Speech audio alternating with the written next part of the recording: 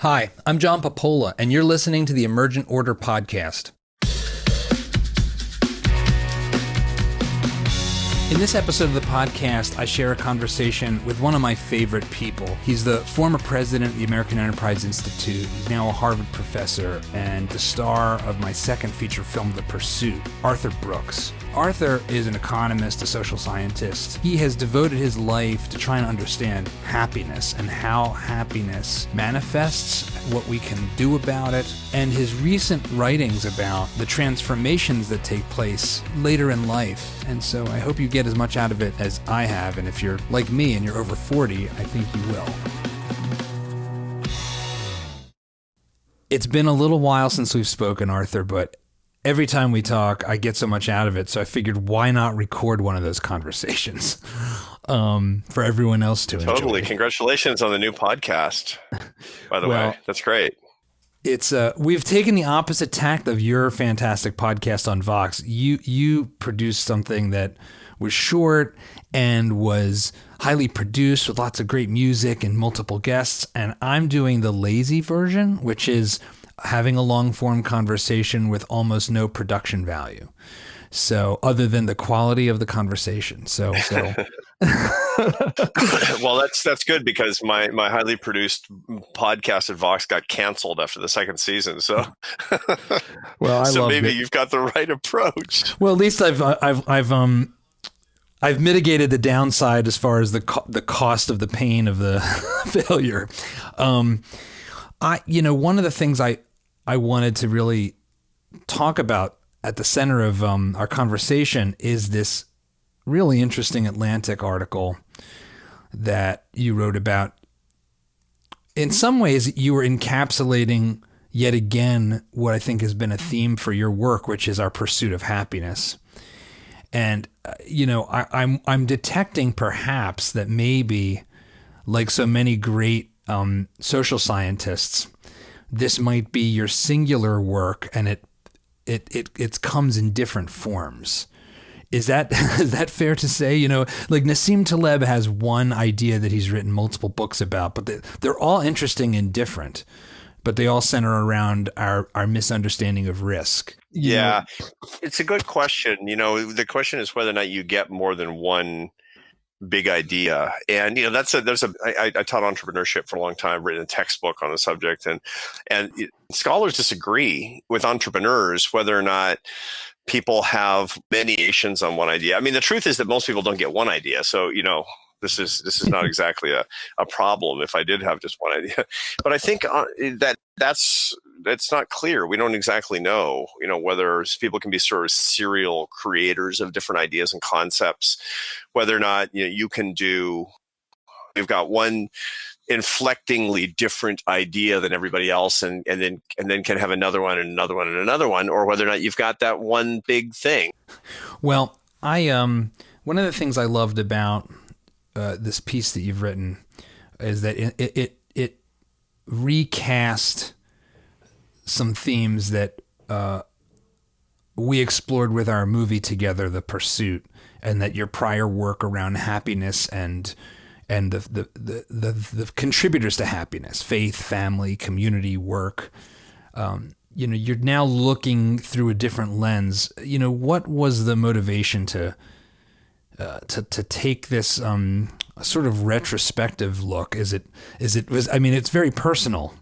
Yeah, it's like I talk about the Atlantic piece. As a social scientist, at this point, my only study subjects that I want the answers to personally. It's one of the great things about being a social scientist is that, it all applies to your own life if you let it. And so that piece was basically the documentation of a personal research project that I was working on for 4 years on how I could be productive and happy in the last part of my life. And the reason is because I had noticed that people who try to perform at a pretty high level, not to say that I do, but I try hard to have a life of achievement. And I've noticed that people who have those same ambitions, they frequently use when they go into an inevitable professional decline. in no small part because I call it the law of psycho-professional gravitation. If you get to a really high level in your work, you're going to notice when you're not there anymore. If you don't do anything, you won't notice when you're not doing the thing that was not very exceptional. But if you do something that's quite exceptional, my goodness, you really see it when you come off the high highs, and that's hard on people. I noticed that people really suffer a lot. And so in doing a little research, I found that in point of fact, that people after about 70, they break into two groups. One group tends to get happier and happier as they get older, sometimes until the very end with horrible health problems. And the other half, which tend to get unhappier from 70 until death. And that group includes men between 75 and 85 who have a shockingly high likelihood of committing suicide. It's, men in particular, but also women who have high rates of depression later in life. And so I wanted to know what they have in common, if they didn't achieve anything or they achieved a lot. And it turns out high achievers are disproportionately in that downwardly sloping branch of happiness. I thought, it's got to be a way to beat that. It's got to be a way to live a life of purpose and meaning and achievement and not have it all suck at the very end. I mean, isn't that like a kind of weird reverse poetic justice? Is you try to do a lot and then life is awful at the end. And so I did this research project, and I actually think I cracked the code. I think one of the things that just struck me in your exploration of this is how much it harkened back to that moment we had in Barcelona, where you talked about this sense of being trapped by your own prospection. So before you start to unpack the code, and again, for listeners who haven't yet seen our film The Pursuit, it's on Netflix, you should check it out. But it's not a scene in the movie, but while we were in Barcelona, we're walking up the stairs, and Arthur makes this sort of offhanded comment he said more than once, which is brutally ironic for a studier of happiness, that he was miserable. and I said, Arthur, is this just like a fun, like a venting joke, or are you miserable? And well, explain like what was underlying that. Well, to begin with, it should be very surprising to anybody listening to us that somebody who studies happiness doesn't have it. I mean, there's a reason I study it. I mean, my wife Esther, and she's really happy. Never occurred to her to study happiness. I don't study air because I don't actually notice it around me. It's just kind of going in and out of my lungs. I mean, you focus on what you want that you don't have enough of, and as a social scientist, that makes it really convenient. And in fact, I've been able to improve my own happiness, but my baseline level's pretty low. I mean, the studies are clear that about between 45 and 50% of your happiness is genetic. That's based on identical twin studies. And my parents were pretty gloomy. So you were dealt a bad hand on the happiness front right from the start. Well, bad hand, good hand, it sort of depends, because one of the things that you also notice really quickly when you study happiness is that the world's really influenced a lot by people who aren't very happy. And not for the worse. I mean, most entrepreneurs are searching for meaning because they don't get satisfaction from their day-to-day lives. I mean, being an entrepreneur is a really bizarre thing. It's like, I think I'm going to work 16-hour days and have people slip me pizzas under the door and lose a big part of my 20s and 30s for a dream that nobody else has that has a really high likelihood of failing. That's bizarre. That is ridiculous. You have to be almost pathological to want to do that, and yet a lot of people do. It turns out that they have certain personality characteristics, none of which include being super happy and normal. It sounds like a profile of comedians. Oh, for sure. I mean, there's a ton of, and this is interesting because we're all searching for a homeostatic equilibrium, which is a nerdy way of saying feel normal. And if your baseline is not normal, you're going to do something that's going to bend this green stick in the other direction. One of the reasons that professional comedians have such clinical depression is that their baseline is deeply melancholic, and so they do something that raises their mood. They're trying to get the homeostasis. In the same way that people who are really, really anxious naturally, they have a tendency toward alcohol abuse. It's that they want to achieve some homeostasis. And people who are not naturally very happy, well, they're going to do something like, I don't know, write books on happiness. So get to where that underlying deficit or that splinter in your happiness has been keep creating that itch for you? Well, my whole life, when I was, and again, this is not I'm not extraordinary. I mean, I see the data. I'm not like, I need mental health care, stat. It's not, we're not in, a crisis here, but, like a lot of people, I mean, my happiness and my natural baseline levels are not very high. And so, and I noticed that really early on, which is why I was interested in looking for an edge. Also, first 12 years of my career, after getting myself tossed out of college, on the road as a professional classical musician, playing a lot of different great music, meeting a lot of different people and going to different places. As you know, I lived and worked in Barcelona for a number of years and, married a girl in Barcelona. A weird kind of jumping around kind of life because I just want more adventures than you get with a more conventional life. And that's, I guess I'm looking for some sort of stimulation. I noticed that from the very beginning. When I started studying the world of everything from social psychology to brain science as a behavioral social scientist, I gravitated toward happiness immediately because I wanted to figure it out. And I got to tell you, it's really great. It's really, really fun. So in terms of this, this code that you feel like you started to maybe started to crack, like what are the pieces of this code? What are the building blocks, and why does it change? Well, what do you mean? How does it change over the course of your life? Yeah. Yeah. Well, part of it is just because people have different goals in life and people face different challenges at different parts of their lives. So, but to begin with, one of the interesting things is that people actually think that the trajectory of their happiness over their life is going to be one way, and it turns out to be almost exactly the opposite. So most people think that as they get older that they're going to get happier. And then when they're old, they're going to be really unhappy. And the opposite is true. So people think when they're 30, they're going to be happier when they're 40 because they're going to be more financially stable. And they're, if they're not married yet, they'll probably be married by that time and won't life be, great. And it turns out that when you're 40, you're on average less happy than when you're 30. And when you're 50, you're less happy than when you're 40. And part of that has to do with the unfulfilled expectations. If you think you're going to be happier and then you're not, that is a self-fulfilling prophecy. But it also certainly has some biological foundation to it in both men and women. We know that chimpanzees and macaques tend to have a real midlife slump, and they don't know they're middle-aged. They don't know that they're old or right. And getting older.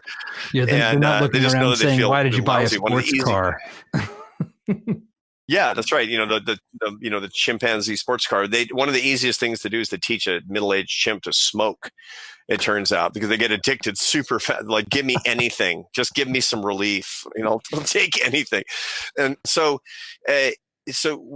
that's number one is that we have this. We think that we're going to have this kind of inverted U curve of happiness. We're going to get happier and happier, then get old and plummet off the cliff. And instead, what we find is people get unhappier until they're in their early 50s, and then their happiness, for most people, the big overwhelming majority of people, happiness rises from early to mid 50s through to late 60s or even early 70s. That's a very common thing. Most people get happier from about 55 to 70.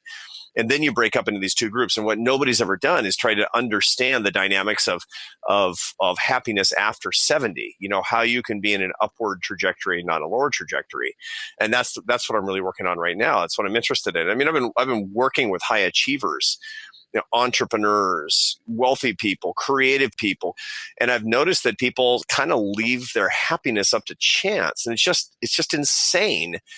Given the fact you can build your life to give you a much higher likelihood of high life satisfaction at any point in life. In the piece, you one point say, in sum, if your profession requires mental processing speed or significant analytical capabilities, the kind of profession most college graduates occupy, noticeable decline is probably going to set in earlier than you imagine. So on top of expectations being out of a line as you head into middle age, I guess it's another form of expectations not being met. Your own capabilities are going to fail to meet your expectations at this roughly same time frame. Is that the way I should understand that? Tell me more about what's happening there. Well, so we have a tendency to believe that we will be able to keep doing what we're good at early on if we don't have to, rely on our physical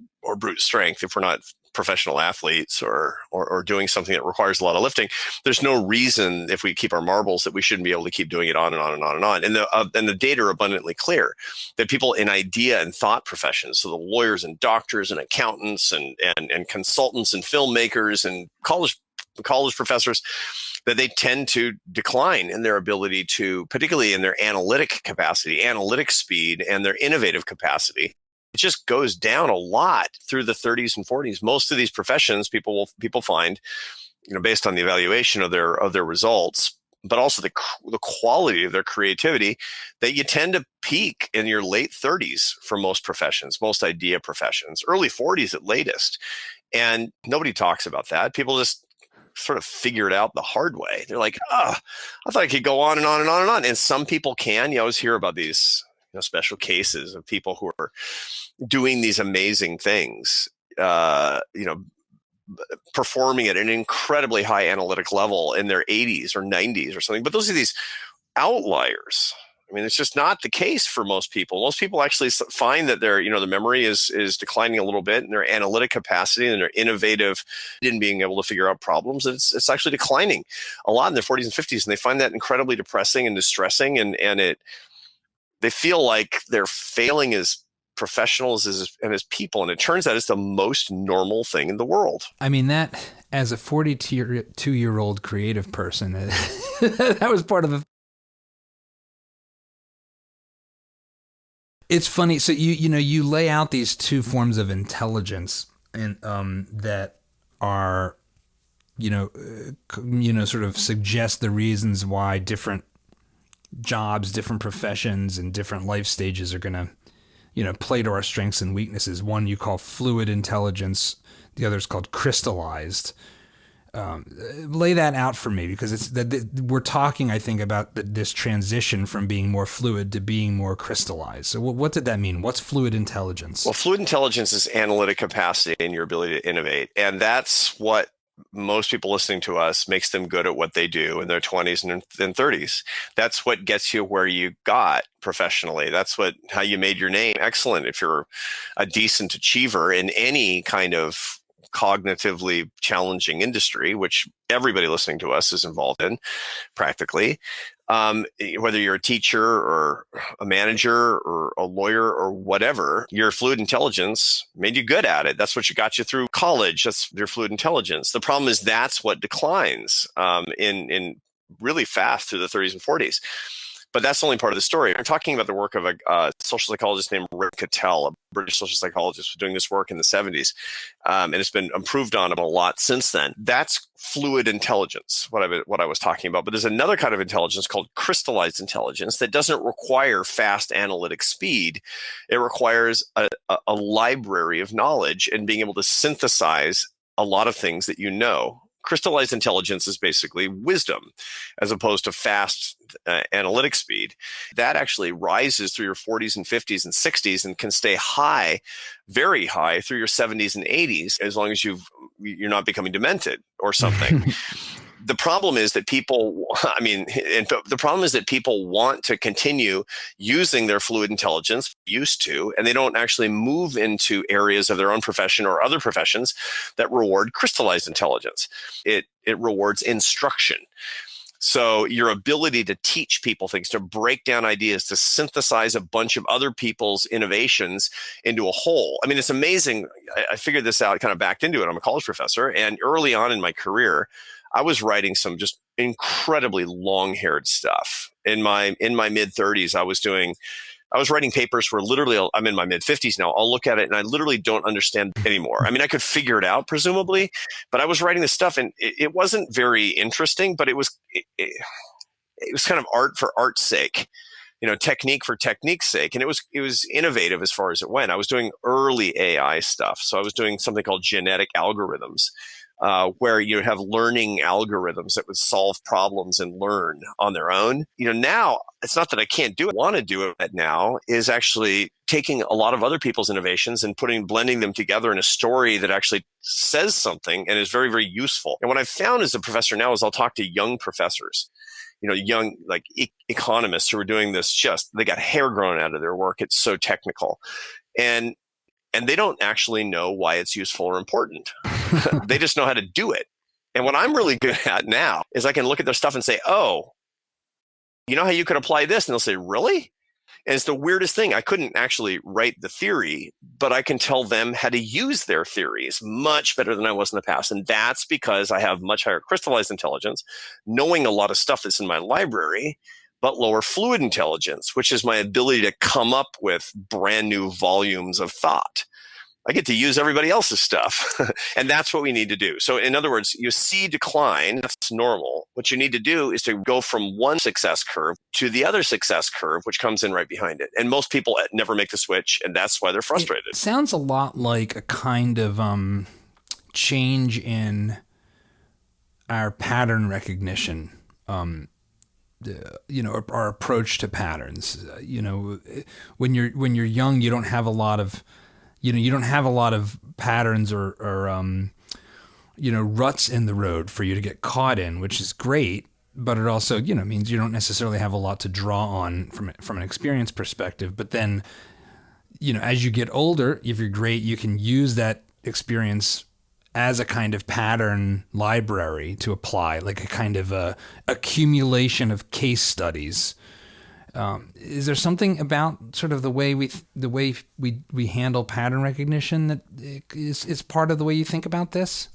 Pattern recognition is actually part of generalized intelligence, insofar as you get on the SAT exam. They say A is to B like X is to what, Y, Z, or W, and that's a pattern recognition trick to see whether or not you've got the cognitive horsepower. But one thing that we know is that it is associated with crystallized intelligence and fluid intelligence, which means that your pattern recognition gets better as you get older because you have more things to compare to each other. And it sort of makes sense in its way. And you basically, if you read a lot of books, you'll say, oh, that novel reminds me of that novel over there. If you've read only one novel, you've got nothing really to compare it to. That's one of the reasons that older professors get much better teaching evaluations than younger professors, because people love to learn by analogy. And I was lecturing this morning. I'm teaching a class on happiness, and I was talking about there's a neurotransmitter called oxytocin. It's a hormone that's produced by the human brain that is stimulated when you see into the eyes of somebody you love. And so just like you look into your son, you look into his eyes, and it's just like, and the first time you saw him after he was newborn, your brain was just like cranking out gallons of this oxytocin. It's metabolized very quickly. It's a short-term sensation, but it bonds you to other people. And the reason I was talking about it is I was talking about how the social media experience gives you can spend all day on social media interacting with people and feel empty. The reason is because you only get oxytocin, which is the drug of love. It's the love molecule when you have physical contact, eye contact, in person, I should say, contact with other people. And so the analogy is calories. They can eat and eat and eat and eat and eat, and they'll get hungry really fast and stay hungry all the time, which is the reason that empty calories lead you to so much obesity. Your body will be satiated when it gets its proper nutrient levels. That's like eye contact. Whereas the calories that you get is just the sheer contact you have with other people. Now, in ordinary circumstances, nutrients and calories would be correlated, but the correlation gets more and more attenuated when we get into, McDonald's and Doritos. That's the reason that social media is the Doritos of human contact. It doesn't satisfy because it's not nutritive. It's only calories. And so I think everybody gets what I'm laying down. I've just laid down this is complicated stuff. The only reason that everybody listening could understand what I said very quickly is because they used a lot of analogy. Analogy makes you clear. That comes from the reason that teaching evaluations are highest on average for professors who are over 70, which is poetic justice. It is a just world. Well, and this, I'm not over 70 yet, but I'm going there. Yeah. You're rushing towards it. You've got plenty of time. Yeah, I got 15 years left, but yeah, well, I don't know if I got plenty of time. It's like we die young in my family. I've got bad genes, but we'll see. Most people don't realize the underlying macabre reality of Arthur Brooks. I've gotten to get a window into that slightly darker world, and it makes for that much richer an experience when I see you do things like if I can digress for a second, like your prayer breakfast sandwiched between the president and the Speaker of the House recently, where you were, you were advocating for a very oxytocin-inducing love of your of your enemies, and it was met with interesting. Yeah, no, it was a funny experience. But I have to say that I mean, I do like 150 speeches a year, and public speaking, I am truly happy. I am truly blissful when I'm actually talking to other people about ideas, and especially when they're appreciating it. That is a true form of happiness. So notwithstanding the fact that you're referring to the National Prayer Breakfast in February 6th, where, I'm giving the keynote address and then, talking about love your enemies, quoting Jesus. And then the president gets up and says, yeah, I don't agree. Yeah, he just says, I like you, Arthur, but I don't agree. I don't agree. It's like, actually, you're not disagreeing with me. You're disagreeing with Jesus. Right. It was so funny. It was, it's for those that have an interest in this kind of, in politics at all, that it was really, really something to behold. Tell me a little more about like why you think you get so much happiness giving talks. I mean, thank God you do, because like, as you said, you do a lot of it, and you're one of the best public speakers I've ever seen, especially in this world of ideas that is often, highly correlated with Asperger's syndrome. So not necessarily prone to free market economists and soliloquies are, I think, on two opposite sides of some spectrum. But why do you think that is? Is it something that's baked into who you are? Is it like a taste you've acquired over time? Yeah, I don't know. I remember back in the days when I played the French horn, and I'd be in the zone, man. I mean, it would be playing up on stage, playing great music, and I'd be thinking, if I was conscious at all of what I was doing. I mean, ordinarily when I give a speech or I played a concert, I wouldn't remember it really afterward, really very much at all. But if I would remember it, I would remember it as pure happiness. I'm doing something that I'm really good at. And that's what, there's the great expert on this is a psychologist named Csikszentmihalyi, who teaches at the Claremont Graduate University. He made his name at the University of Chicago. And he wrote a very famous book called Flow. And flow, Flow, is the flow state where you're performing at a very high level of skill, doing something that's still challenging. So it's hard to do. You've mastered it. And it's still perilous, high wire act, but you're good enough that you're not going to fall if you concentrate enough. Man, I mean, hours turn into minutes, and it's so pleasurable. It's just so pleasurable. And that's really what we're talking about. When you've got I have a talk that's, I think, enriching to other people, really useful, and I know it extremely well. And the jokes are working and the ideas are landing, and it's just, it's so good. It's everything, all the problems just disappear for a little while. It's really great.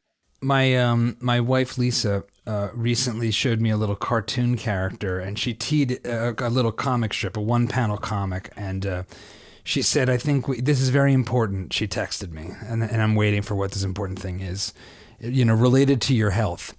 And she sends me a little drawing, and it's of a man in a hospital gurney with a bandage wrapped around his head, and the doctor saying, "We've found out what's wrong with your brain," and they're holding one of those cymbal clashing monkey toys. And I have a feeling that you share a bit of the same problem I have, which is there's this inner crazy monkey in our brains that there's only certain things that will quiet the monkey. And I've also found playing music. I've started to get back into playing the piano, and it's that and surfing for me are there two things where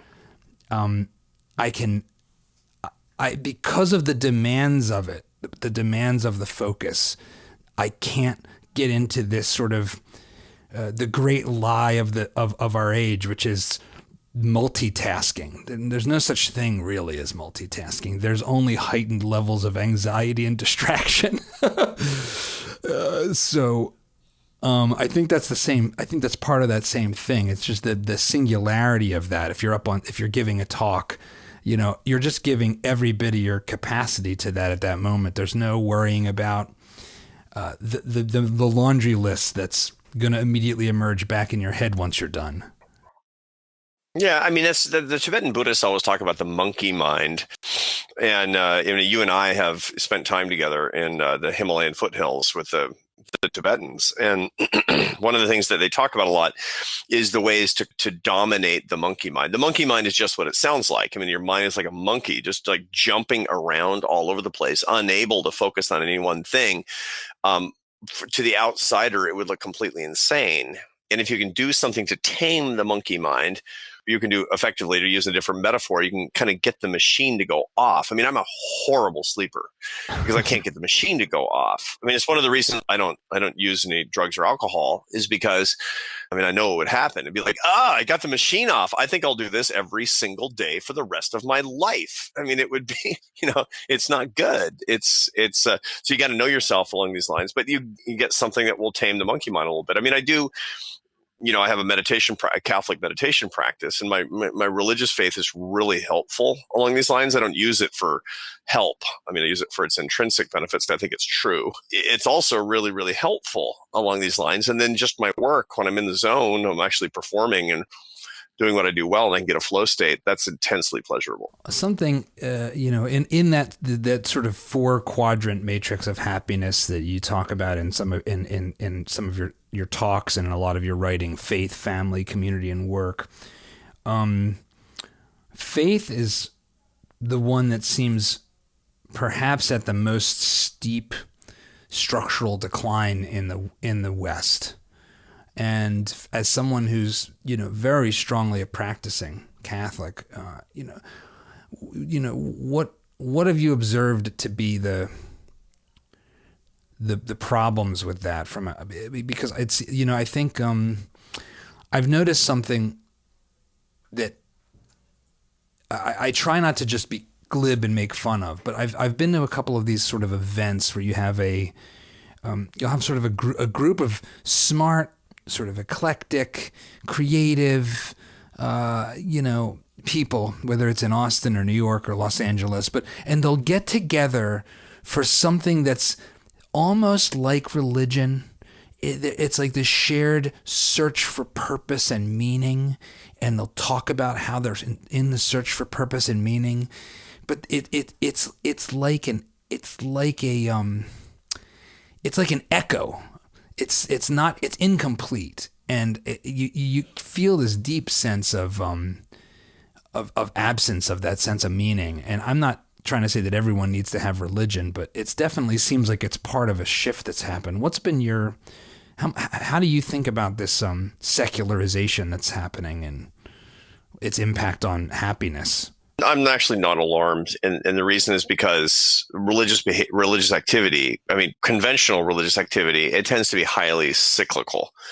And you don't have a secular trend that only goes in one direction. You find that there are these great awakenings that happen in American society, most societies, but particularly American society, all throughout that church attendance, for example, I mean, is down from what it was. Way fewer Americans actually went to church at the time of the American Revolution than go to church today, or attend a house of worship, I should say, because in those days it was only church. Today there's a lot of different alternatives given the blessed multicultural society in which we live, and so I would expect. I mean, I think that we're in a dip right now, but I think that we probably have an awakening coming. I think we'd be pretty much on schedule if this happens over the next 20 years.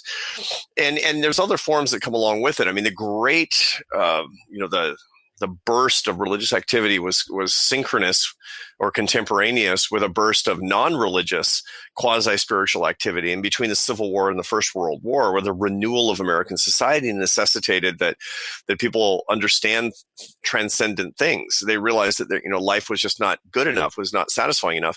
And the America that we understand today, the country where of immigrant spirit, whether we're immigrants or not, that came from the self-improvement revolution of the Great Enlightenment between the Civil War and the First World War. It's extraordinary. I mean, everything from the Church of Jesus Christ of Latter-day Saints just like ripping through the country to Dale Carnegie's How to Win Friends and Influence People. That kind of activity was going on. The temperance movement, the tent revivals, the Salvation Army. I mean, all that stuff was going on in the United States because people were looking for something that was more transcendent to their ordinary lives. And I think that we're actually going into a period where people are hungry for that. The churches get a bad rap, but I think that it's possible they're going to become a lot more relevant pretty soon.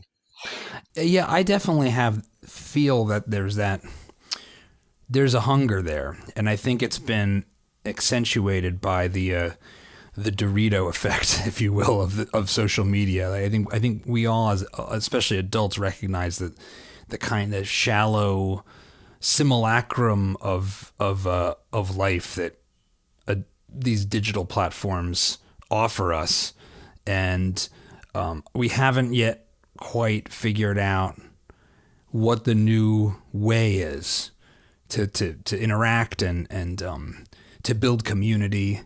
And it's been interesting watching sort of, especially in this post-Trump election mode, how folks of all sort of political stripes have tried to grapple with, well, what is happening that would lead to this sort of populist revolt, and why would this be happening? Why does it seem to be happening not just in the U.S. but in the U.K. and throughout the West in particular? And there's something there that I think I'm going to choose to be a part of your optimistic club about where this might head and what it might unlock for us.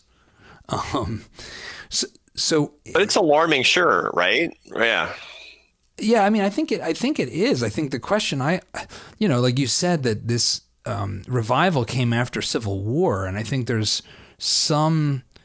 It's not wholly unreasonable to see the way we're being polarized, and to sort of come to your other work on loving your enemies, the way that this culture of contempt, as you put it, has the potential to really rip the country apart. I mean, why don't you just sort of dig into that a little bit? What worries you the most about the culture of contempt that's very much in the forefront of our minds in a presidential election year? There's nothing new under the sun. It's not as if contempt is something that contempt, which is defined as the conviction of the worthlessness of another person, and eye rolling and dismissal and sarcasm, etc. It drives couples apart. It leads people literally to divorce, but it rips countries apart too, because the smallest political difference will be treated with derision and this contempt. And there's a lot of research on this that shows that it's incredibly hurtful. It rips families apart. Today, 1 in 5 people are not speaking to a close friend or family member because of politics. That's actually not because of politics. It's because of contempt. And it's a totally stupid and unforced error, but part of it is that we're in a habit of it. The reason that this is a problem is not just because a country becomes effectively ungovernable. The problem is because we forego love, and anything that destroys love is idiotic. And it's a mistake. Anything, you don't have to love everybody all the time, but if you love somebody, to throw it away because of something as dumb as politics is a really big error. Not to mention the fact that it's impractical. I mean, nobody is actually deserving of contempt, because to say I hate you because of politics is ridiculous, so far as that nobody has ever been hated or insulted into agreement. We don't have coercive power, so I can't force you, John, to agree with me.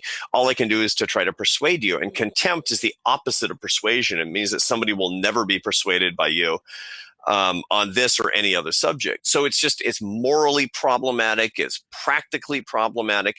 And all it is just scratching this ridiculous little itch. It's this little hit of dopamine. It's a habit. It's a bad habit like anything else. And that's basically the problem that we have in our politics today and our happiness today.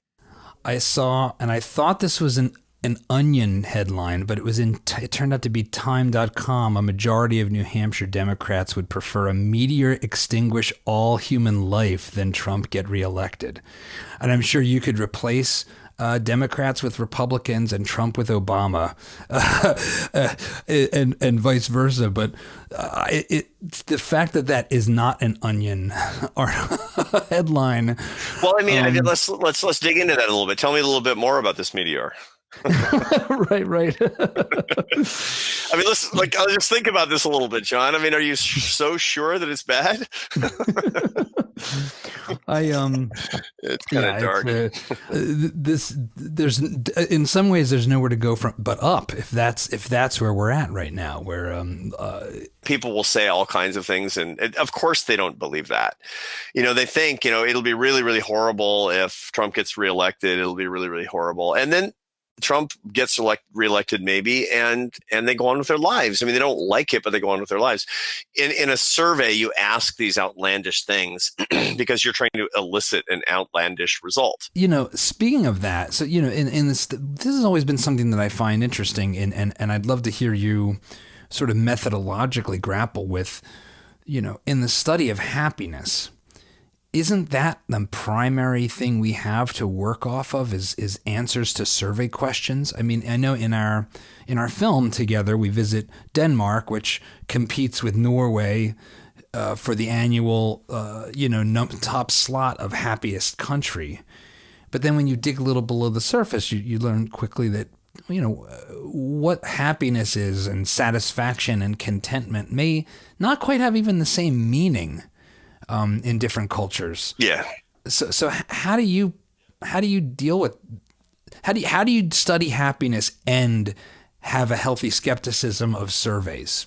Because those two things seem like they're in conflict with one another. The cross-national happiness comparisons are not worth the paper they're written on. I mean, the truth is that you can find countries where it's considered to be bad luck to say you're happy. You can find other countries where it's bad luck to say you're not happy. Well, those are cultural forces. When you go to the Northern European countries, the Scandinavian countries, typically they think more about good luck and satisfaction in terms of happiness, and that's the root of the word happiness in all the Germanic languages. Actually comes from the word for luck. Very different than in the Romance languages, let alone the non-European languages. I mean, it's just you can't make these comparisons. You can compare people in space and time, but mostly the best stuff that we do on happiness looks at what makes one person happier than they were. And the reason I say that is because, John and Arthur have different baseline happiness levels. I mean, John, you got problems like everybody else, but your baseline happiness level, I know you pretty well, is a little higher than mine. So what I want to know is, probably right about what are that. the, Yeah. Yeah, for sure. But, the truth is I'm looking for the things that raise John to a higher happiness level because I'm going to give you things that you can work with. My baseline happiness level, largely genetically determined. Who cares?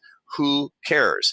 What I want to know is how I can affect the things that are at I can cry about the fact that, I have male pattern baldness, but that's a waste of time. It just is what it is. I want to use what's at my disposal. So I go to the gym so that I, feel and look good with what I can affect. That's the same thing with your happiness. So I want to know, no matter what their baseline is, and if the baseline is simply too low, I'll talk about medical intervention after a certain point. But, that's not my bailiwick. I'm talking about faith, family, friendship, and work where you can serve other people and earn your success. That's the secret where John and Arthur and everybody listening to us can actually build a happiness portfolio that'll get them above their baseline. And that's the study. That's the stuff I study. I think if there's been something that has perhaps broken through across the political spectrum with different implications on a policy level, but I think we see it throughout, is a recognition that work and purpose is absolutely essential to happiness. And when you look at the populations in this country that have seen increased rates of suicide, and actually declining life expectancies, it's concentrated in folks who've lost a connection to purpose and often lost connection to work. So to come back to this professional life transformation, this one that you've gone from a high performance executive at one of the biggest, most and oldest think tanks in the country, the American Enterprise Institute, to being a professor, which is probably a slightly different pace.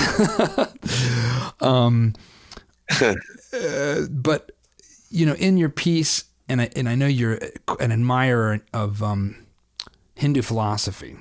There's these life stages. Talk me through these life stages, because I found them to be very informative and an interesting potential roadmap, especially as a middle-aged person.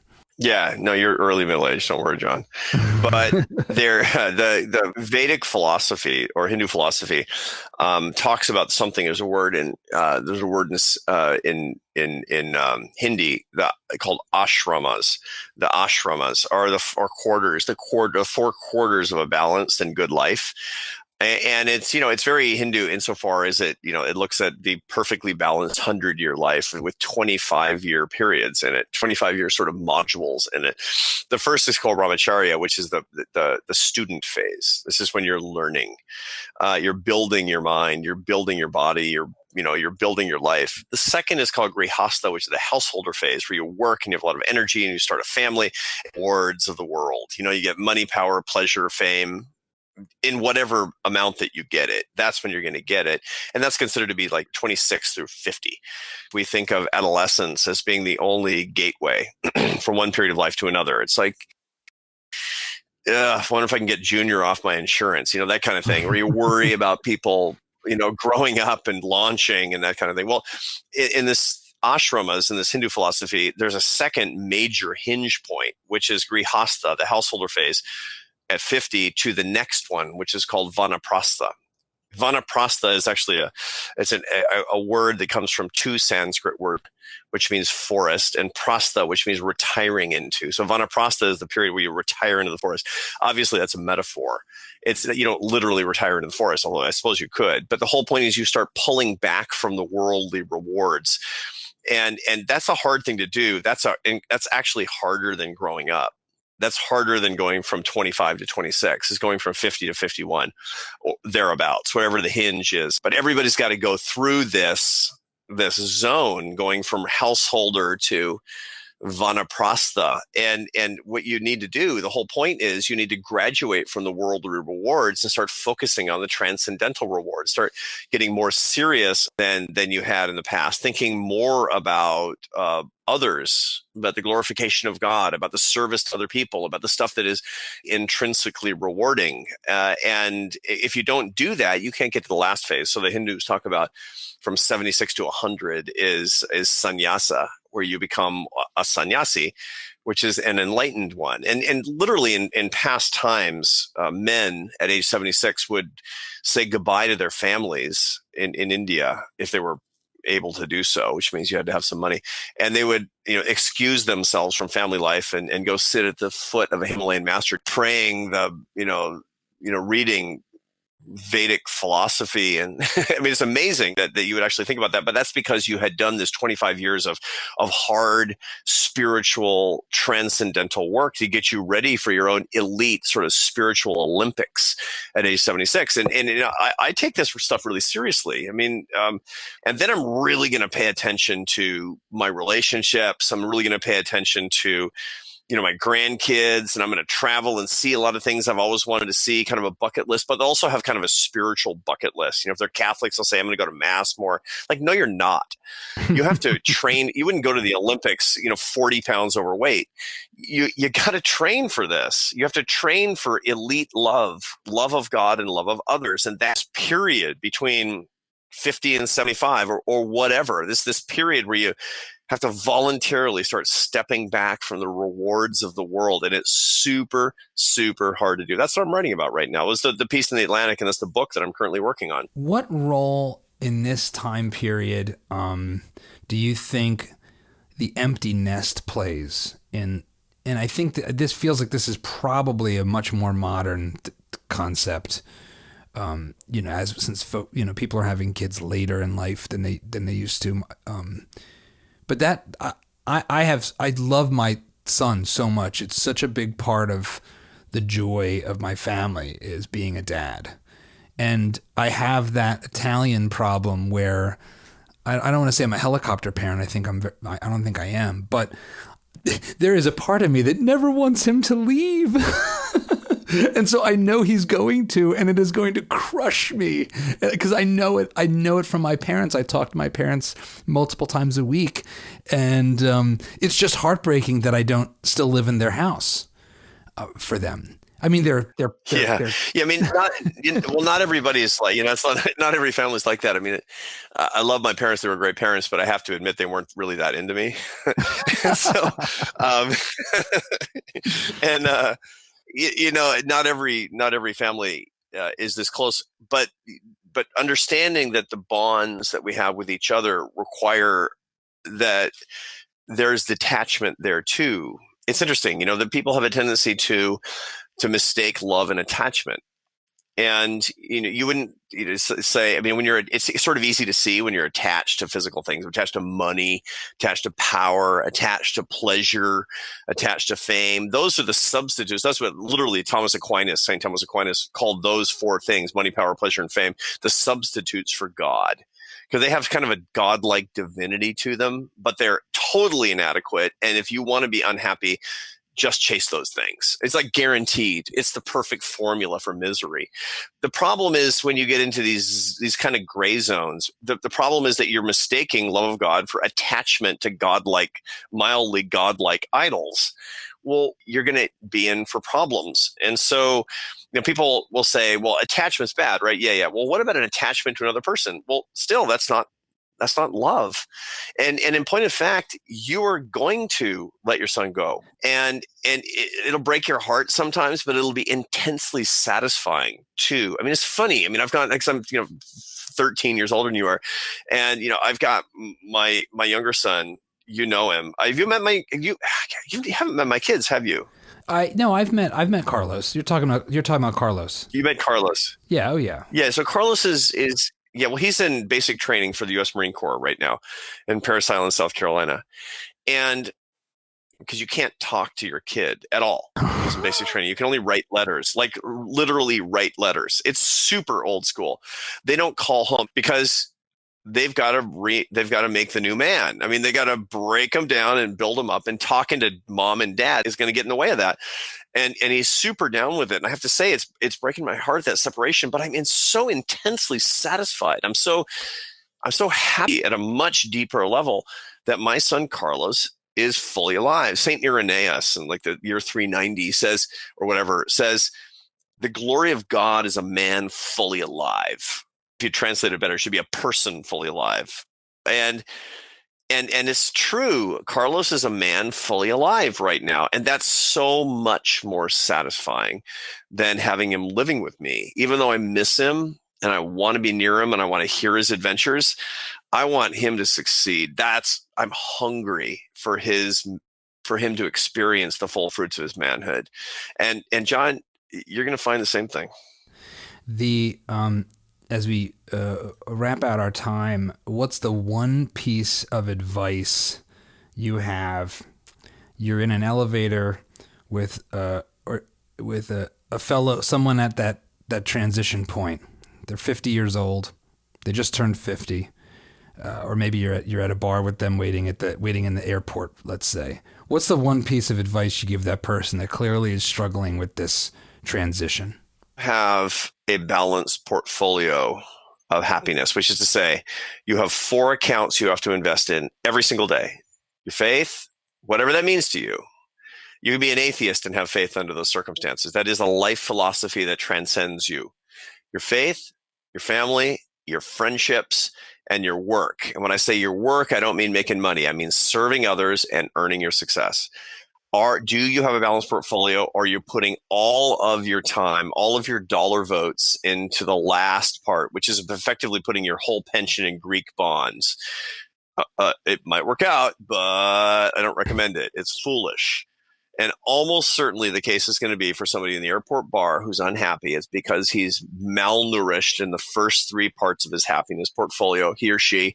And it's time to start making those 3 investments starting right now. Thank you so much, Arthur. It's always a pleasure to spend time with you and to explore, these deep issues that go below the surface of policy and economics, and really touch on the humanity that we all share. Thank you, John. I love you. All right, all the best. See you later. Bye-bye.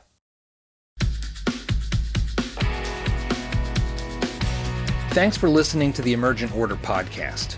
If you haven't already, be sure to subscribe on iTunes, Spotify, or your favorite podcasting app.